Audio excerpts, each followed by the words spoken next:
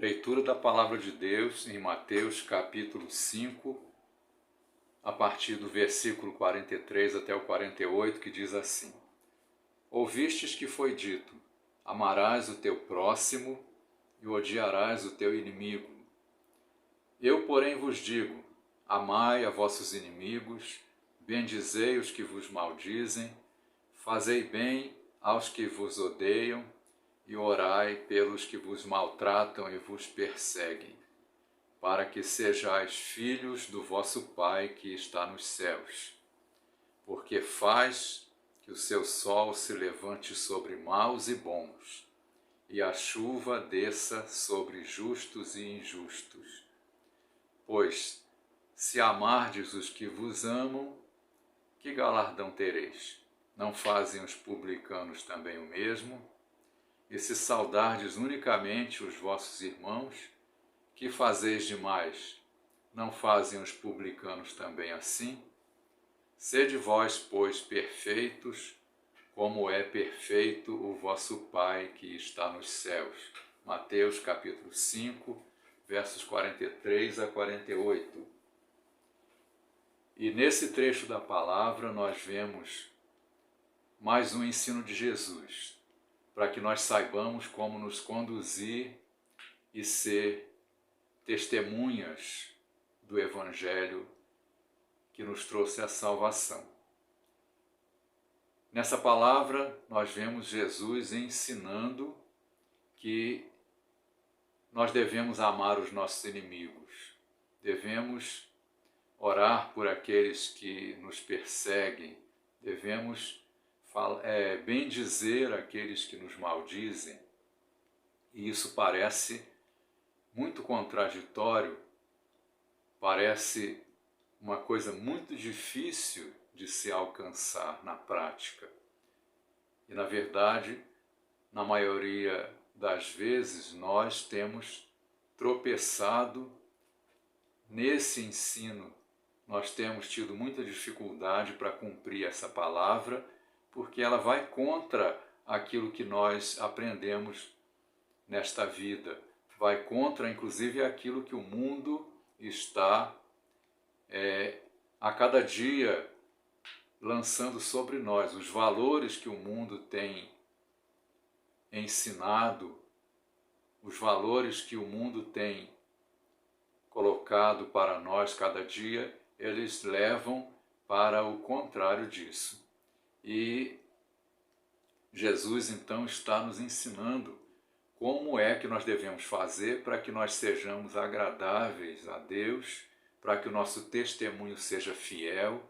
E isso ele demonstrou na prática, quando ele viveu uma vida sofrida, muito sofrida, mas isso não o abateu. E ele foi, como diz a palavra, obediente até a morte, e morte de cruz. Jesus encerra esse ensino, esse discurso aqui, dizendo que nós devemos ser perfeitos, como é perfeito o nosso Pai que está nos céus. E aqui nesse trecho que nós lemos, vemos que quando Jesus diz que nós devemos orar pelos nossos inimigos, que nós devemos bendizer aqueles que falam mal de nós e etc., então Jesus está dizendo uma coisa também. Está dizendo que o nosso Pai Celestial faz com que o seu sol saia sobre maus e bons, e faz que a sua chuva desça sobre justos e injustos. E também, em outro momento, quando Jesus está falando desse mesmo assunto, que devemos amar os nossos inimigos, nós vemos lá em Lucas, no capítulo 6, lá no verso 36 particularmente, ele está dizendo que devemos ser misericordiosos com as pessoas, como o nosso Pai celestial é misericordioso e bom. E em todo tempo, a vida de Jesus aqui na terra, que é o nosso grande exemplo a quem devemos imitar, em todo tempo nós vemos que Jesus praticou isso no dia a dia. Ele foi bom para aqueles que o perseguiam. Ele falou aquilo que agradava ao Pai, não concordou com o pecado de ninguém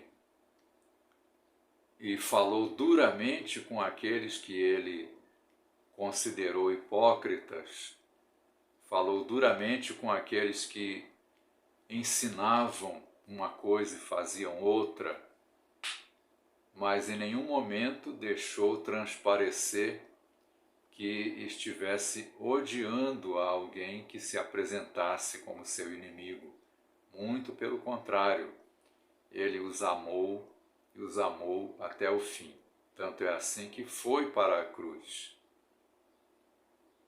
E lá na cruz, então o Senhor deu o maior exemplo de amor à humanidade que o condenou. O Senhor deu o maior exemplo de amor quando morreu pelos nossos pecados, quando fez aquilo que ninguém poderia fazer, sendo Ele mesmo o sacrifício que satisfez a justiça de Deus.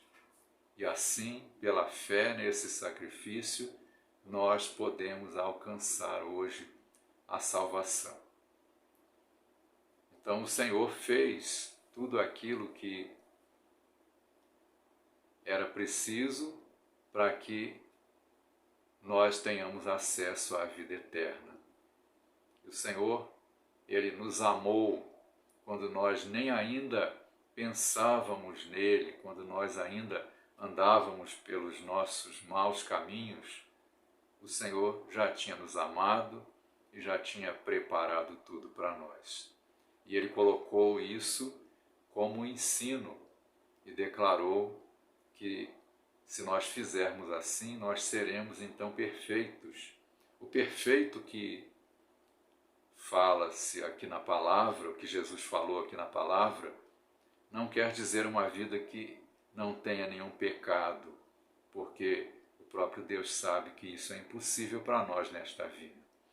Mas o perfeito aqui é de uma vida que já alcançou a maturidade espiritual, a condição que nós precisamos alcançar para que nós possamos cumprir todo o propósito do Senhor.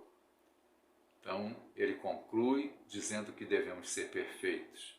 Isso quer dizer que devemos alcançar a maturidade, devemos alcançar a estatura de varão perfeito diante do Senhor, que nesta vida não é uma vida totalmente sem pecado, mas é uma vida que glorifica ao Pai que está nos céus, uma vida que agrada ao Pai, uma vida que verdadeiramente traz o resultado que Deus está requerendo de nós. É isso que Jesus está ensinando aqui. Então,